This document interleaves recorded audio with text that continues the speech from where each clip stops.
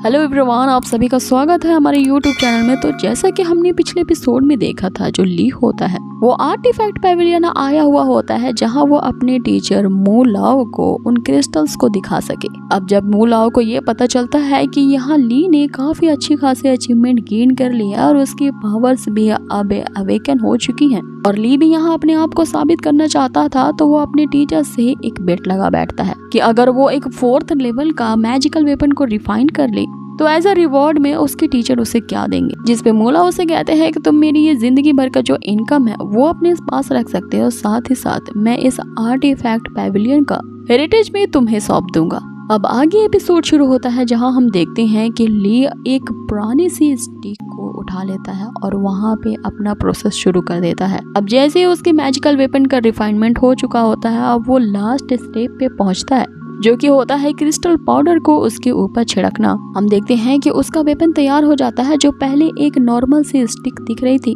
अब ये काफी कूल एक मैजिशियन वाली स्टिक दिखने लगती है। आगे ली उस वेपन से फायर अप करके दिखाता है, जिसपे मोला उसे कहते हैं कि तुम्हें यहाँ एक स्पेल को कास्ट करके दिखाना होगा। अब जैसे ही ली वहाँ पे एक मंत्र पढ़ता है, हम देखते हैं कि उस वेपन से काफी हाई एनर्जी की फायर बॉल्स रिलीज होती हैं, जिसे देख के मोला कहते हैं कि तुमने अपनी एबिलिटी में 50% तक इंक्रीज कर लिया है, जिसके कारण तुमने एक एक्सीलेंट वेपन तैयार किया है। लेकिन जो तुमने पहले मटेरियल चूज किया था वो स्टिक काफी इंफीरियर थी, वरना ये जो तुमने स्पेल को कास्ट किया है वो और भी ज्यादा स्ट्रॉन्गर और पावरफुल होते। इसमें यहाँ ली काफी खुश होते हुए कहता है, तो क्या मैं आखिरकार एक मैजिक वेपन मास्टर बन चुका हूँ? जिसमें मूला उसे कहता है कि हाँ, तुमने ये टेस्ट पास कर लिया है और अब मैं काफी रेस्ट कर सकता हूँ और ये मैं अपना आर्टिफैक्ट पेविलियन अब तुम्हारे हवाले करता हूँ। अब ये तुम पे निर्भर करता है कि तुम कितने हाई रैंक्स के आर्टिफैक्ट्स को रिफाइन करते हो। अब यहाँ पे ली को यकीन नहीं हो रहा होता है, वो बार बार मूला उसे यही पूछ रहा होता है कि आप मजाक तो नहीं कर रहे हैं? इस हॉल में इतनी ज्यादा प्रेशियस और रेयर थिंग्स हैं, तो मेरी क्या हिम्मत है कि मैं इन सब को ओन कर सकता हूँ?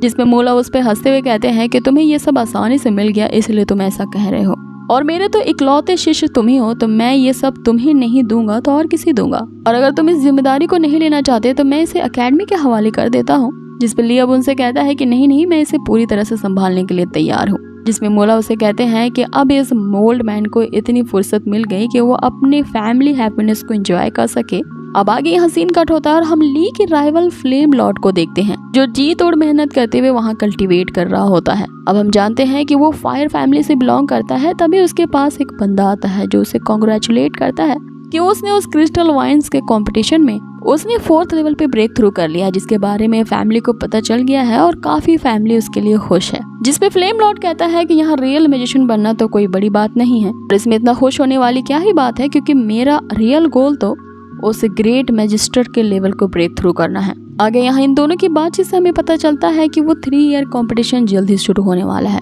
इस कंपटीशन की तैयारी में सारे स्टूडेंट्स वहाँ पे जुड़े हैं, लेकिन वो जो बंदा है वो अपने 3rd लेवल पे ही स्टक हो चुका है। जिसपे वो फ्लेम लॉर्ड उसे ये टिप देता है कि तुम जितना ज्यादा नेक्स्ट लेवल पे ब्रेक थ्रू करने के लिए इच्छुक होगे, उतना ही तुम अपने प्रीवियस लेवल पे स्टक होके रह जाओगे। लेकिन अगर तुमने अपने सॉलिड फाउंडेशन बेस को मजबूत कर लिया तो कभी भी वो टाइम आ सकता है जिसमें चीजें अपने आप अपनी जगह पे आ जाएं। अब आगे जो फ्लेम लॉर्ड होता है वो भले ही 4th लेवल के पोजीशन पे पहुंच जाता है, लेकिन उसे अपनी शक्तियों को और भी ज्यादा इनहेंस करने के लिए उसे एक सेट ऑफ मैजिकल इक्विपमेंट्स चाहिए होते हैं, क्योंकि उसे वो 3rd ईयर कंपटीशन में किसी भी तरह से 1st पोजीशन की रैंक लानी होती है, ताकि वो इस कंपटीशन में जीत करके एक लीडर की पोजीशन हासिल कर सके, और ऐसा करके ही वो ली को अच्छा सबक सिखा सकता है। अब यहाँ ये सीन कट होता है, दूसरी तरफ हम शिमी को देखते हैं जो कि आइस फैमिली से बिलोंग करती है और यहाँ ये भी कल्टीवेट कर रही होती है। अब शिमी भी जो होती है वो भी ली की राइवल होती है, और यहाँ पे लॉर्ड ऑफ फ्लेम और शिमी ये साथ मिल करके ही ली को हराना चाहते थे। अब यहाँ शिमी की जो सवारी वो लाइनेस होती है, शिमी उससे कह रही होती है कि मेरे साथ आके प्रैक्टिस करे। इस पे वो लाइनेस इनकार करते हुए कहती है कि मेरी मास्टर की पावर्स मुझसे कहीं ज्यादा हाई है और मैं आपकी ओपोनेंट नहीं हूँ, तो मैं आपका मुकाबला नहीं कर सकती। इस पे शिमी वहाँ पे कल्टीवेट करते हुए अपनी सवारी वो लाइनस को एक 4th लेवल का डिमन कोर देती है और उसे कहती है कि तुम्हें जल्द से जल्द 4th टायर के कल्टीवेशन लेवल पे ब्रेक थ्रू करना होगा, तभी मैं तुम्हारे साथ प्रैक्टिस कर पाऊंगी। आगे वो उसे कल्टीवेट करने को कहते हुए वो भी उस आर्टिफैक्ट पेविलियन की तरफ चली जाती है, क्योंकि उसे भी कुछ मैजिकल इक्विपमेंट्स की जरूरत थी। अब यहाँ सीन कट होता है और हम अगले सीन में उस एकेडमी के डीन को देखते हैं, जिसके पास मूलाओ आते हैं कि अब मैं रिटायरमेंट लेने वाला हूँ और मेरी जगह उस आर्टिफैक्ट पैविलियन का जो मास्टर होगा उसे ली को बना दिया जाए। जिसपे पहले तो डीन इस बात से इनकार कर देते हैं कि ये ली वही ली है जो 3 साल तक अपनी शक्तियों को उसने अवेकन नहीं किया था और उसने अपनी इन शक्तियों को छिपा करके रखा था। तो क्या तुम्हें पूरी तरह से भरोसा है कि ये इसकी जिम्मेदारी को संभाल लेगा? क्योंकि इसने अभी अभी ही 4th लेवल पे ब्रेक थ्रू किया है, तो इसके लिए बेहतर यही होगा कि ये अपने मार्शल आर्ट्स की अभी प्रैक्टिस करे। जिस पे मोला यहाँ पे इंसिस्ट करते हुए उसे बताते हैं कि अब ली एक मैजिक वेपन मास्टर बन चुका है और पहले मैं भी उस पर डाउट करता था, लेकिन जब मैंने उसका टेस्ट लिया तो मैंने पाया कि वो रून्स को बहुत अच्छे से क्रेव कर पा रहा है और वो काफी अच्छे से स्पेल्स को कास्ट कर सकता है। आगे वो कहते हैं कि तुम भी सही कह रहे हो, उसने 3 साल तक अपनी शक्तियों को अवेकन नहीं किया और अगर ये अपनी शक्तियों को पहले अवेकन कर पाता तो वो अब तक एक प्रोफेशनल मेज बन भी चुका होता। अब ये एक स्टूडेंट एक ऐसा एक्सेप्शन है जिसकी शक्तियां में भी एक ऐसा लेवल पे ब्रेक थ्रू कर पाएंगी जो तुमसे भी कई ज्यादा हाई होंगी। जिसपे यहाँ डीन भी इस बात पे अड़ जाते हैं, ये कहते हुए कि वो जो ली है उसने आपके ही क्लासेस अटेंड किए हैं, तो जाहिर है कि वो आपका फेवरेट तो होगा ही, लेकिन इतने सालों तक जब उसने अपनी शक्तियां आपसे भी छुपा के रखी तो क्या आपको उसे लेकर के कुछ गड़बड़ महसूस नहीं हुआ? जिसपे मूलाओ फिर से ली को डिफेंड करते हुए कहते हैं कि आजकल के जमाने में किसके सीक्रेट्स नहीं होते। जिसपे डीन उसे फिर से यही कहने लगते हैं कि मेरी बात मानो तो अभी अभी उसने अपनी शक्तियों को अवेकन किया है, तो मैजिक को ही प्रैक्टिस करना उसके लिए काफी सुचेबल होगा और अगर उसने अपना पूरा ध्यान उन मैजिक टूल्स को कास्ट करने में लगाया तो इसके लिए काफी डिले हो सकता है। जिसपे अब यहाँ मूलाओ काफी ज्यादा गुस्सा हो जाते हैं और उससे बस साफ साफ एक ही बात कहते हैं कि रून्स को कार्व करना ही उसके मेंटल जो पावर है उसे और भी ज्यादा इंक्रीज कर देगा और ऐसा करने से उसे किसी प्रकार की हानि नहीं उठानी पड़ेगी, बल्कि वो फ्यूचर में एक ऐसे रोल में ब्रेक थ्रू कर पाएगा जो कि इस एकेडमी के प्रेस्टीज को दोबारा से गेन करने में काफी हमारी मदद करेगा। और अगर वो ऐसा नहीं कर पाया तो इस स्टूडेंट के लिए पहले मैं ही जिम्मेदार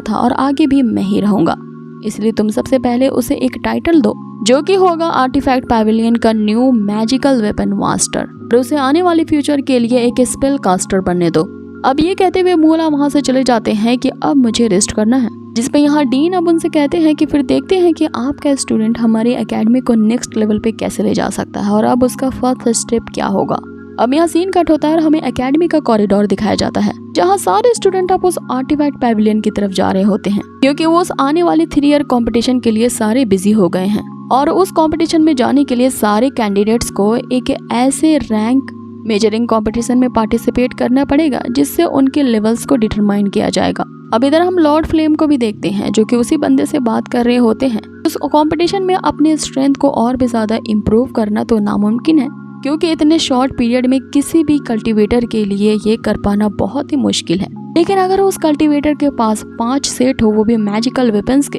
तो वो उसकी एफिशिएंसी को और भी ज्यादा बढ़ा सकता है। तो इसी एक रास्ते को आजमाने के लिए ही सारे स्टूडेंट्स उस मैजिकल इंस्ट्रूमेंट पैविलियन की तरफ तेजी से बढ़ रहे होते हैं। अब ये लोग भी उधर ही जा रहे होते हैं कि यहाँ पे उन्हें एक स्टूडेंट आपस में बात करते हुए दिखाई देते हैं जो कि ये कह रहे होते हैं क्या तुम्हें पता चला कि जो ली है उसे उस आर्टिफैक्ट पैविलियन का मैजिक वेपन मास्टर बना दिया गया है। इस पे वो दूसरा स्टूडेंट उसे कहता है कि ये वही ली था ना जिसने पिछले 3 सालों में अपनी शक्तियाँ नहीं अवेकन की थी। जिसपे वो लड़की उसे कहती है कि हाँ ये वही बेकार निठल्ला ली है जो कि अब हमारे लिए मैजिक आर्टिफैक्ट पैविलियन का एल्डर बन चुका है और ये भी सुना है कि उसने उस क्रिस्टल वाइन्स के कंपटीशन में एकाएक अपनी शक्तियों को उजागर कर लिया था, काफी अच्छा परफॉर्मेंस दिया था। साथ ही वो एक क्वालिफाइड मैजिक शिष्य भी बन चुका है जिसके सम्मान में एक सेरेमनी भी की जा रही है। अभी एक ऐसी सेरेमनी होती है जिसमें एक डिसिपल जो होता है उसकी पावर्स इतनी ज्यादा बढ़ जाती है कि उसे संत घोषण की प्रक्रिया से गुजरना होता है और ये लोग इसी सेरेमनी के बारे में बात कर रहे होते हैं। अब इस सेरेमनी का नाम सुनते ही तो हमें लॉर्ड ऑफ फ्लेम का चेहरा दिखाया जाता है जो कि उतर जाता है और वो अंदर से जल भुन रहा होता है।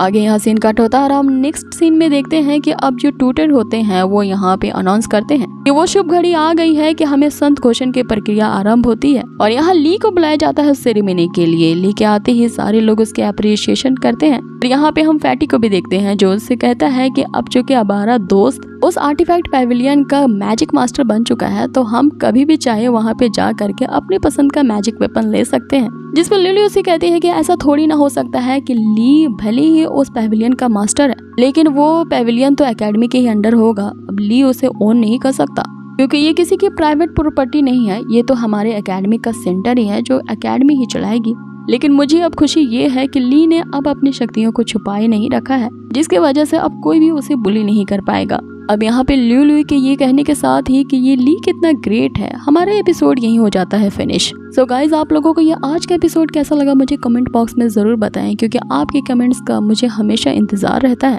बहुत ही जल्द मिलते हैं आप सभी से इसके नेक्स्ट एपिसोड में।